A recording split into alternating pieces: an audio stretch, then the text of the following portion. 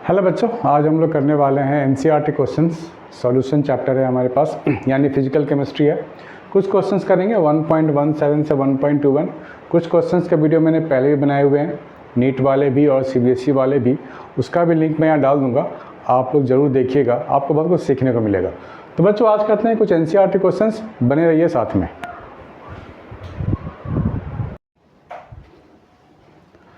तो स्टार्ट करते हैं। क्वेश्चन नंबर 1.17 है हम लोगों के पास। जो फर्स्ट क्वेश्चन है वो है 1.17। तो ये सॉल्यूशंस चैप्टर है, एनसीईआरटी के क्वेश्चन है। ये क्वेश्चन आपने देखे होंगे। Vapour pressure of water is 12.3 kilo pascal at 300 kelvin. आपको वेपर प्रेशर दिया गया है 12.3 pascal kilo pascal at 300 kelvin. Calculate vapour pressure of 1 molar solution of a non volatile solute in it. उसमें कुछ नॉन वोलाटाइल सोल्यूट डाला गया है, ठीक है ना। Vapour pressure of water, water का जो वेपर प्रेशर है वो गिवन है। तो आपको जो दिया गया है वो दिया गया है P1 not, right, 12.3 kilo pascal, ठीक है ना। P1 नॉट 12.3 किलो पास्कल, ये आपको दिया गया है बच्चों। और आपको बोला गया जब इसमें हम वोलाटाइल, देखो ये क्या दिया गया है, ये तो तब दिया गया है जब वाटर अकेला हो एज ए प्योर सॉल्वेंट, ठीक है, उसके साथ कोई सोल्यूट ना हो। अब उसमें सोल्यूट भी डाल दिया गया है। तो calculate vapour pressure of 1 molar solution of a non volatile solute in it, ठीक है ना। तो हम लोग के पास नॉन वोलाटाइल सोल्यूट वाला एक फार्मूला तो है, P1 not minus P1 upon P1 not is equal to X2। X2 क्या लेते थे, मोल फ्रैक्शन ऑफ सोल्यूट, ठीक है ना, sorry, X2 is the mole fraction of solute. तो यहाँ बोला गया 1 मोलर सोल्यूशन, यहाँ 1 मोलर गिवन है। इसका क्या मतलब है, 1 मोलर का मतलब ये हुआ कि 1 मोल of solute is dissolve in 1000 gram of solvent. तो मोल ऑफ सोल्यूट आपको मिल गया ना, यहाँ से मोल ऑफ सोल्यूट क्या है, 1 है। मास of solvent, mass of solvent यानी कि वाटर, मास ऑफ सॉल्वेंट ये है 1000 ग्राम, ये गिवन है हमारे पास, ठीक है ना। तो यहाँ से आप निकाल सकते हो मोल फ्रैक्शन ऑफ सोल्यूट। कोशिश करते हैं निकालने की, ठीक है ना। Mole fraction of solute X2 मैं क्या लिखूँगा, N2 upon N1 plus N2। N2 is the number of moles of solute. तो 1 मोल ऑफ सोल्यूट तो गिवन है, तो N2 तो 1 हो जाएगा, ये भी 1 हो जाएगा। N2 की वैल्यू 1 है। N1 क्या है हमारे पास, N1 है number of mole of water solvent. तो 1000 ग्राम डिवाइड बाई 18 कर लो आप, ठीक है ना। तो N1 आपको मिल जाएगा, यानी कि number of mole of solvent आपको मिल गया। तो X2 की जो वैल्यू आएगी कैलकुलेट करने पे वो कितनी आएगी, 55.5 ऐसा कुछ मिलेगा ना, 1 अपॉन 1 प्लस 55.5। तो X2 की वैल्यू आप कैलकुलेट करोगे तो 0.0177 कुछ ऐसा आपको मिलेगा बच्चों। आप चाहो तो कैलकुलेटर से मैच करा के देख सकते हो। तो ये हमारे पास है 12.3 kilo pascal minus of P1 upon 12.3 kilo pascal, XP हो गया 0.0177। कैलकुलेशन एक इशू रहता है ऐसे वाले केसेस में, ये बहुत ही छोटा नंबर है, ये बड़ा नंबर है, तो कैलकुलेशन की प्रैक्टिस आप लोग करोगे, कोई भी कर सकता है, बड़ा इजी होता है। तो इसको सॉल्व करके आप P1 की वैल्यू निकाल लो, ये 12.1 किलो पास्कल के आसपास आएगा बच्चों, ठीक है ना। प्रेशर कम हो गया, पहले कितना था 12.3, अभी 12.01 या 12.8 ऐसा कुछ आएगा। तो 12.1 हम लोग ले सकते हैं, यानी कि वेपर प्रेशर कम हो गया where non volatile solutes are added, ठीक है बच्चों। इसको नोट करो, फिर आगे बढ़ते हैं।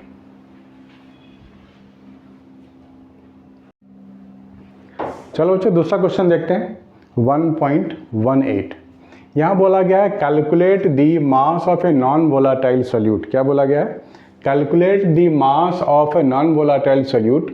कोई सोल्यूट है नॉन वोलाटाइल, उसके मोलर मास गिवन है 40, which will be dissolve in 114 gram octane. Octane में डिजॉल्व किया गया बच्चों। ऑक्टेन हाइड्रोकार्बन होता है ना, क्या होता है ऑक्टेन, C8 818 ये होगा ना, हाँ। ऑक्टेन मीन्स 8, इसको ट्वाइस करो, 8 को ट्वाइस करो, क्योंकि अल्केन की बात हो रही है, CnH2n+2, ठीक है ना। तो ये आपको ऑक्टेन मिल गया। तो बोला गया है कि ऑक्टेन में डिसॉल्व किया गया है, ठीक है, सो दैट वेपर प्रेशर 80% चला गया। पहले वेपर प्रेशर कुछ था, उसका 80% यानी कि 20% लॉस हो गया। ऑब्वियस सी बात है, होनी भी चाहिए। हम लोग जब भी नॉन वोलाटाइल सॉल्यूट डालते हैं किसी सॉल्वेंट में तो उसका वेपर प्रेशर कम होता है ना, ज़्यादा तो होता नहीं है, कम हो जाता है, ड्रॉप हो जाता है। तो फिर से वही फॉर्मूला लगाएंगे, P1 not minus P1 upon P1 not is equal to x2। P1 not क्या है? प्योर सॉल्वेंट का वेपर प्रेशर, जो हमने पहले भी किया था ना, प्योर सॉल्वेंट। और P1 क्या है? जब हमने नॉन वोलाटाइल सॉल्यूट डाल दिया तब का जो प्रेशर बनेगा वो है P1। तो बोला कि 80% कम हो गया, तो यहाँ जो P1 की वैल्यू होगी वो हम लोग क्या लिखेंगे? 80% ऑफ P1 नॉट। तो आप कह सकते हो 0.8 P1, ठीक है। P1 की वैल्यू 0.8 P1 नॉट, ठीक है ना। So P1 not minus 0.8 P1 not हो गया ना, P1 नॉट। और ये है नॉन वोल, अब ये x2 क्या है? Mole fraction of non volatile solute.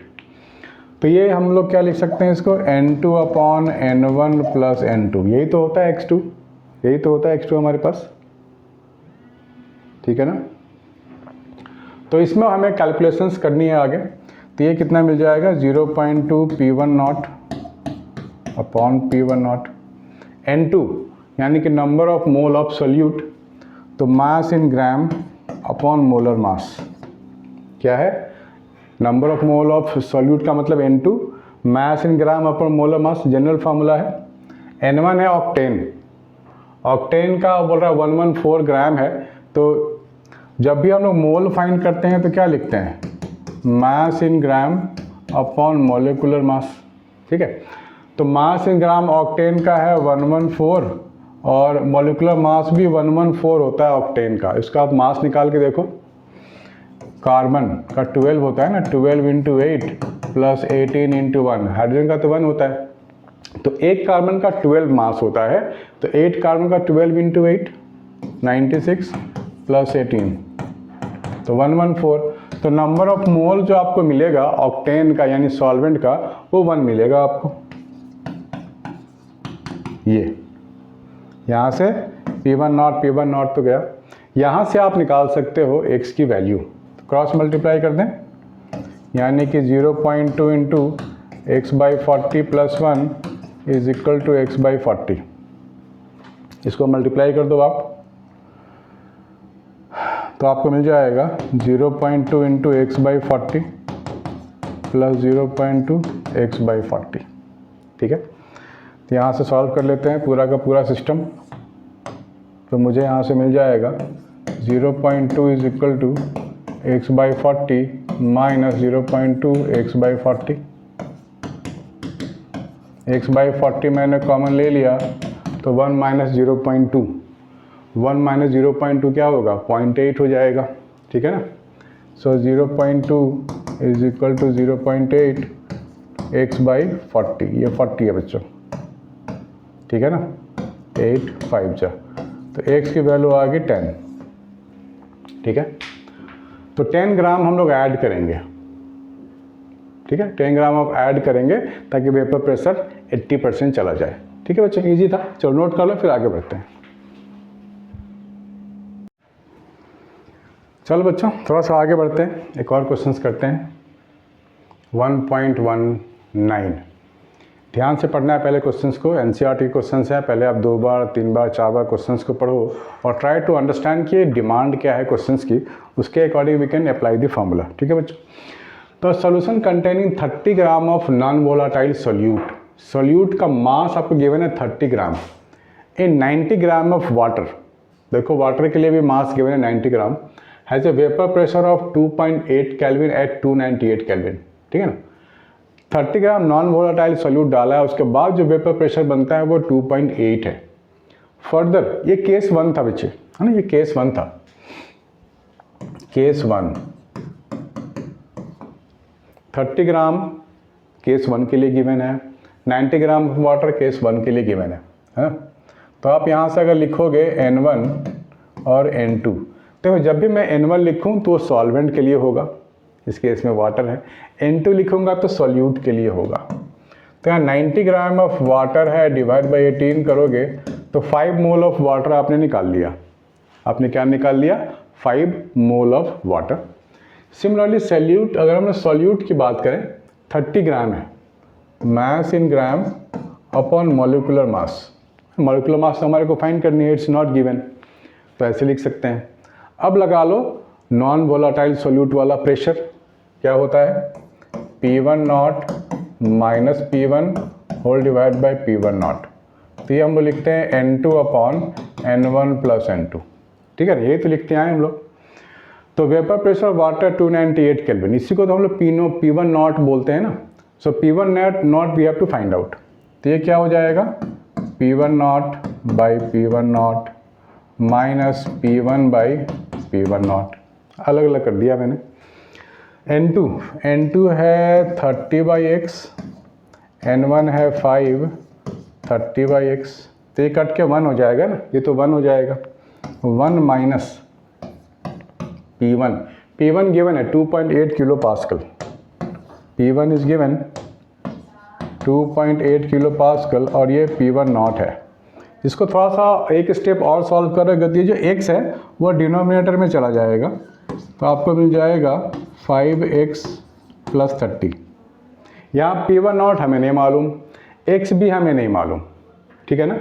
चलो इसको थोड़ा सा और सिंप्लीफाई कर लें, इसको मैं इधर ले आ रहा हूँ, इसको इधर ले जा रहा हूँ, स्वैप कर दे रहा हूँ। 1 minus 30 upon 5x plus 30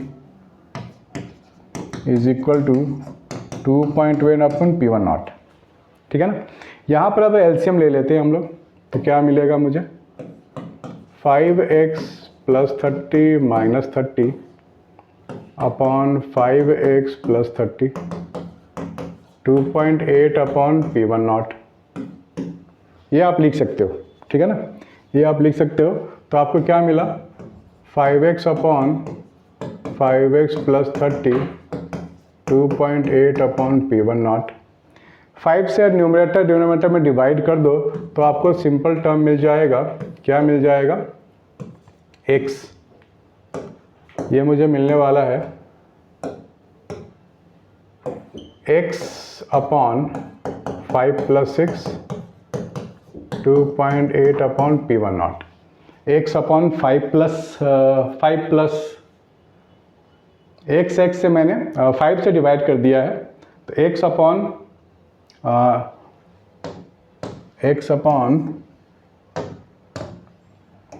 x plus of 6 ये मिलेगा। ये सिंप्लीफाइड वर्जन है, इसे सिंपल नहीं कर पाएंगे, x और P1 नॉट हमारे को नहीं मालूम है। ये था केस 1 को लेकर के। केस 1 का जो डाटा था उसका हमने इस्तेमाल किया है।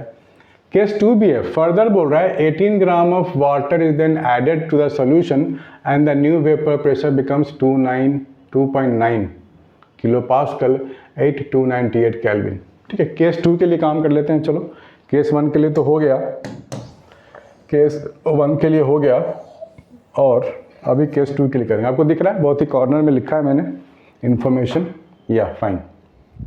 तो अभी हम लोग केस 2 के लिए काम कर लेते हैं, ठीक है ना।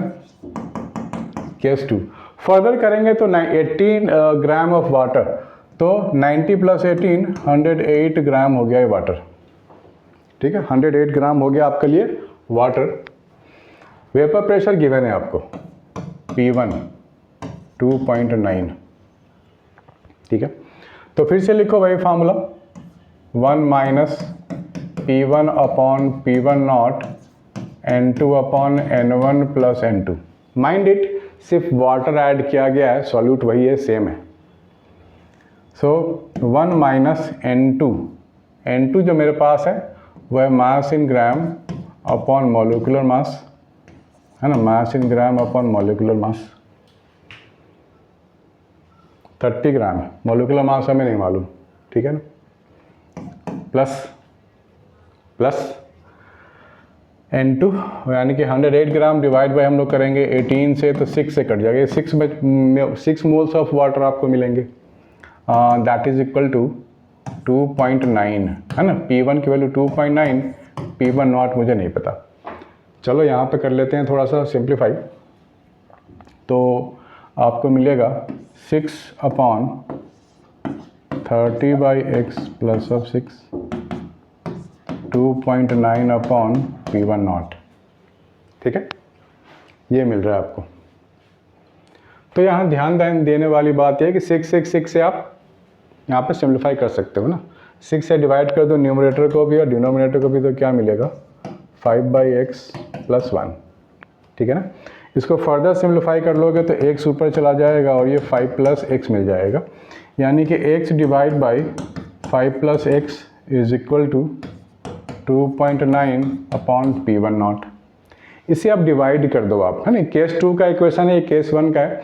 इसको डिवाइड कर देते हैं तो मुझे मिल जाएगा 5 plus x/6 plus x is equal to 2.8/2.9। ठीक है, सिंपल है। अब क्या करते हैं, -1 कर दो बोथ द साइड्स।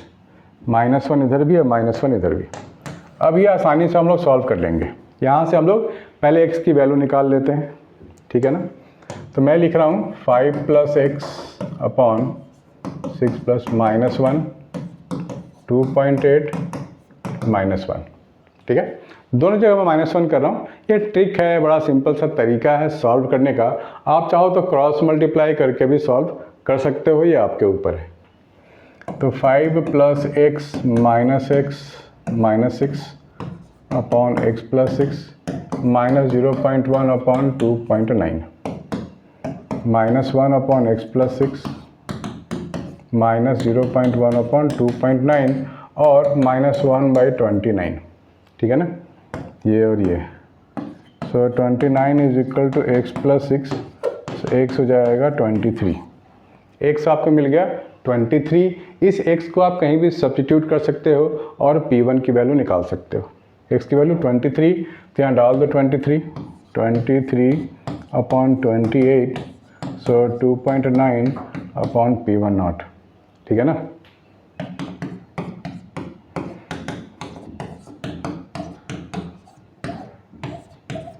ये मिल गया मुझे।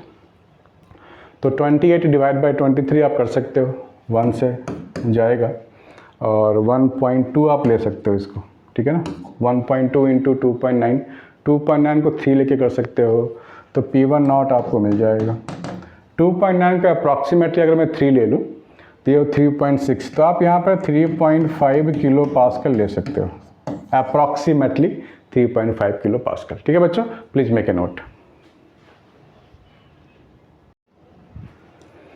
हाँ बच्चों, फिर आगे बढ़ते हैं। क्वेश्चन नंबर 1.19 हमने कर लिया है, 1.20 की ओर बढ़ते हैं।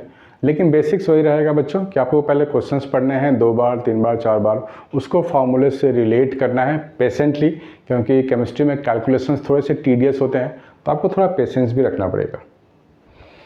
1.20, ठीक है।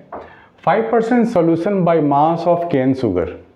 हाँ, यहाँ ध्यान रखने वाली बात है बच्चों, केन शुगर और ग्लूकोज यहाँ पे इस्तेमाल हो रहे हैं, 2 वर्ड। तो केन शुगर और ग्लूकोज दोनों के आपको मॉलिक्यूलर मास पता होना चाहिए। ठीक है ना। केन शुगर क्या होता है, 5% solution by mass of cane sugar in water has a freezing point 271। Cane sugar हो गया बच्चों C12H22O11, फिर ग्लूकोज क्या होगा C6H12O6। ठीक है। इनका मास, इन दोनों का मास, मॉलिक्यूलर मास कैलकुलेट करके आप रख लो, या नहीं तो आपको याद हो तो बहुत अच्छी बात है। C12, एक कार्बन का मास है 12 और यहाँ तो 12 कार्बन है ना, 12 इंटू 12 144। एक हाइड्रोजन का मास 1 है तो 22 हाइड्रोजन का मास 22 होगा। ऑक्सीजन का मास कितना होता है 16, और यहाँ 11 टाइम है। ठीक है, तो कितना बनेगा बच्चों, 16 इंटू 11 कितना होगा, 16 इंटू 10 कितना होगा 160, 160 में 16 ऐड करो तो 176 और ये 22, 342। ठीक है ना, 342 है केन शुगर का। ठीक है ना। 342, याद रखना बच्चों। और यही हम लोग ग्लूकोज के लिए भी कर सकते हैं। तो ग्लूकोज का मास भी आता है 180, आप चाहो तो कैलकुलेट कर लो, ठीक है। Calculate the freezing point of 5% glucose, 5% glucose in water if the freezing point of water is given 273.15 kelvin, ये आपको गिवन है। तो 5% solution by of cane sugar has a freezing point, तो फ्रीजिंग पॉइंट वाला फॉर्मूला लगा लो, delta K F is equal to M into sorry delta T F is equal to K F into molality, ये formula लगाते हैं हम लोग, ठीक है। मोलैलिटी हम लोग अच्छे से पढ़ चुके हैं। हमें बोला गया है calculate the freezing point of 5% glucose in water. तो पहले केन शुगर की बात कर लेते हैं। 5% solution of cane sugar in water, इसका मतलब 5% का मतलब क्या हुआ, 5 ग्राम केन शुगर है, ठीक है। और मतलब टोटल अगर 100 ग्राम ले लें, 100 ग्राम, तो इसमें 5 ग्राम केन शुगर है और 95 ग्राम वाटर है, ठीक है ना। चलो अच्छी बात है। तो यहाँ पर डेल्टा टी एफ क्या लिखेंगे हम लोग, के एफ इंटू मोलैलिटी। मोलैलिटी क्या होता है, number of moles, 5 gram divide by 342 cane sugar, ठीक। Mass in gram upon molecular mass divide by mass of solvent in KG. 95 gram water है तो 95 बाई 1000 कर देंगे, ठीक है। तो आपको क्या मिलेगा, के एफ 5 इंटू 1000 अपॉन 342 इंटू 95, ऐसे कटेगा कुछ। तो यहाँ से डेल्टा टी एफ इक्वल के एफ इंटू दिस आपको मिल गया एक relation. Freezing point of 271 given है। तो यहाँ पे जो क्वेश्चन है बच्चों, calculate the freezing point of 5% glucose in water. Glucose की बात हो रही है, तो वाटर की जो फ्रीजिंग पॉइंट होती है वो तो 273 पॉइंट होती है ना, वाटर के लिए गिवन है। और यहाँ केन शुगर की बात हो रही थी, ठीक है। तो यहाँ पर लिख सकते हैं डेल्टा टी एफ क्या लिखेंगे हम लोग, फ्रीजिंग पॉइंट डिप्रेस होता है अगर आप कोई सॉल्यूट उसमें डालते हो। तो ये कितना हो जाएगा हमारे पास, टेम्परेचर फाइनली -273। चलो डेल्टा टी एफ को फिलहाल डेल्टा टी एफ ही रहने दो। डेल्टा टी एफ क्या होता है, डिप्रेशन इन फ्रीजिंग पॉइंट। पहले फ्रीजिंग पॉइंट है 273.15 और अभी बोल रहा है 271 हो गया, 271 हो गया। तो डिफरेंस डेल्टा टी एफ का डिफरेंस कितना लिखेंगे, 273.15 माइनस 271, यहाँ से के एफ की वैल्यू आ जाएगी 1000 अपॉन 342 और ये 19, यहाँ से के एफ की वैल्यू आपको मिल जाएगी। तो इसकी वैल्यू कितनी आई, 2.15, ये है 1000, ये है 342 इंटू 19, दिस इज के एफ, ठीक है। दिस इज योर के एफ। इस इंफॉर्मेशन का इस्तेमाल करेंगे हम लोग सेकंड केस के लिए जब हम ग्लूकोज की बात करेंगे। यही फॉर्मूला आपको ग्लूकोज के लिए भी लगानी है। सो डेल्टा टी एफ, ये आपको के एफ मिल जाएगा 2.15 इंटू 342 इंटू 19 अपॉन 1000। मोलैलिटी करेंगे तो मोलैलिटी में हम लोग लेंगे क्या, 5% ग्लूकोज, ठीक है ना, यानी कि 5 अपॉन 180, ठीक है ना, 5 अपॉन 180 डिवाइड बाई 95 बाई 1000,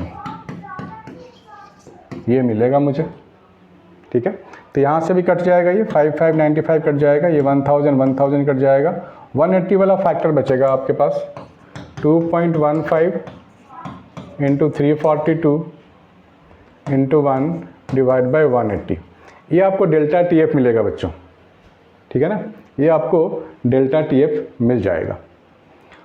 तो यहाँ पे बोला गया freezing point of 5% glucose in water, freezing point कितना होगा।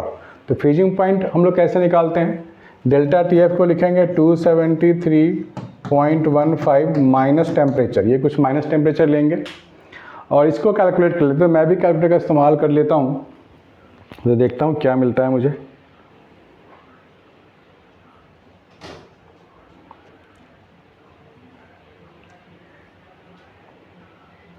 तो मेरे को मिल जाएगा, हाँ 4. डेल्टा टी एफ की जो वैल्यू आएगी, ये जो वैल्यू आएगी ये मेरे को मिलने वाली है 4.09 अप्रॉक्सीमेटली 4.09। तो यहाँ से टी की वैल्यू हम लोग निकाल लेंगे 273.15 माइनस 4.09, तो ये 269 के अप्रॉक्स आपको मिल जाएगा। ठीक है ना, इसको माइनस कर लो, 269 के अप्रॉक्स आपको मिल जाएगा। तो बच्चों मेक अ नोट, 1.21 एक और क्वेश्चंस करेंगे, इसके बाद मिलेंगे नेक्स्ट वीडियो में। तो बच्चों नेक्स्ट क्वेश्चन भी कर लेते हैं हम लोग 1.21। ये भी काफ़ी इजी है, बस थोड़ा सा पेशेंस आपको रखना है कैलकुलेशंस के लिए। क्वेश्चंस को रीड करने के लिए भी थोड़ा सा पेशेंस रखना, 2 बार 3 बार 4 बार रीड करो। फार्मूला वही है बच्चों, फार्मूले में कोई चेंज नहीं है। ऐसा मत सोचना कि ये कुछ और फार्मूला, कुछ कहीं से कुछ और आ जाएगा, ऐसा बिल्कुल भी नहीं है। बस आपको बेसिक से स्टिक होकर रहना है। 2 elements A and B form compounds AB2 and AB4 when dissolved in 20 gram of benzene. देखो इस बार जो डिज़ोल्व किया गया है बेंजीन में डिज़ोल्व किया गया है, यानी कि बेंजीन इज द सॉल्वेंट। ठीक है बच्चों, when dissolved in 20 gram of benzene 1 gram of AB2 lowers the freezing point by 2.3 kelvin. तो फटाफट लगा लेते हैं डेल्टा TF फ्रीजिंग पॉइंट वाला काम, ये है KF इंटू मोलालिटी। ठीक है ना, when dissolved in 20 gram solvent of, यहाँ क्या है बेंजीन है, 20 ग्राम ऑफ बेंजीन में डिजोल्व किया गया है कितना, 1 gram of AB2 lowers the freezing point. अब 1 ग्राम ऑफ AB4 अगर डिजोल्व करेंगे तो lower the freezing point by 1.3 kelvin.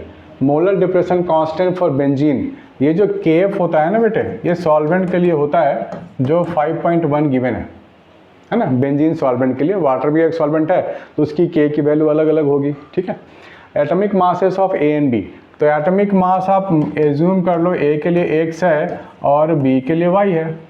ठीक है ना, तो मॉलिक्यूलर मास कितना हो जाएगा, मॉलिक्यूलर मास AB2 के लिए X प्लस 2Y लिख सकते हैं ना, B 2 टाइम्स है तो X plus 2Y molecular mass of AB2। और AB4 के लिए क्या लिखेंगे हम लोग, तो X प्लस 4Y हो जाएगा, X प्लस 4Y हो जाएगा। ठीक है, when dissolved in 20 gram of benzene freezing point 2.3 से लोअर डाउन हो गया। आप इस पे वापस आ जाओ, यहाँ लिखो 2.3 KF गिवन है 5.1, यहाँ से आप लिखोगे मोलालिटी का formula number of moles of solute.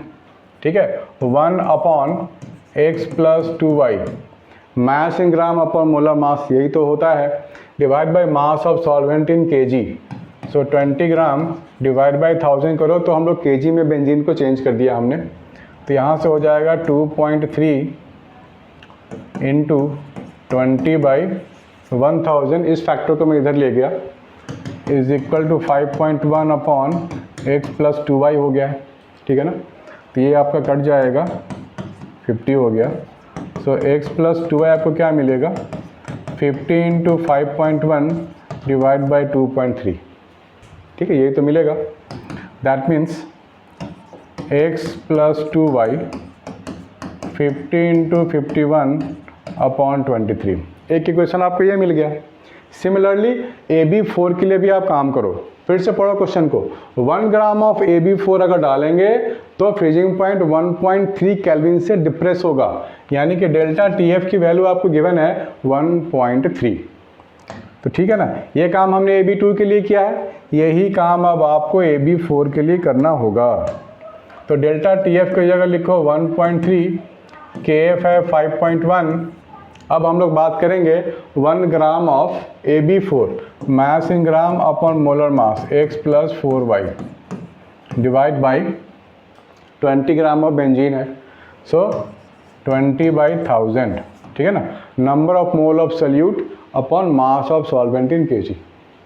चलो अच्छी बात है, तो मुझे मिल जाएगा 1.3 into 20 by 1000 5.1 upon X plus 4Y।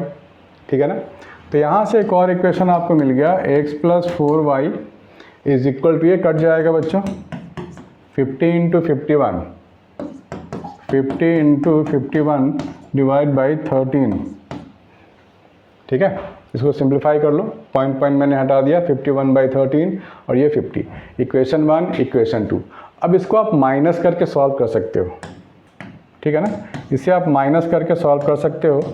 इसको नाम दे दो इक्वेशन 1, इसे नाम दे दो इक्वेशन 2। अब कर दो 2 - 1, 2 - 1 माइनस कर देंगे तो 4 x गया, 4y - 2y, ये 2y मिल गया।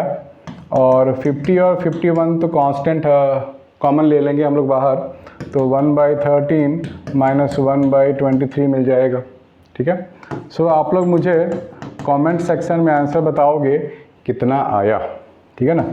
10/13 और 23, यहाँ से y आपको मिलने ही वाला है, दिस वन, ठीक है बच्चों। तो आप यहाँ से y निकाल करके इसकी वैल्यू यहाँ डाल दोगे तो x की वैल्यू आ जाएगी, ठीक है। तो कमेंट सेक्शन में मेरे को आप आंसर बताना कितना आया। मिलते हैं नेक्स्ट वीडियो में नए क्वेश्चंस के साथ, इसके आगे वाला भी कंटिन्यू रहेगा और जो भी क्वेश्चन छूटे हुए हैं सारे क्वेश्चंस करने वाले हैं, इसीलिए सब्सक्राइब कर लो, लाइक कमेंट शेयर भी करना। बाय बच्चों, टेक केयर।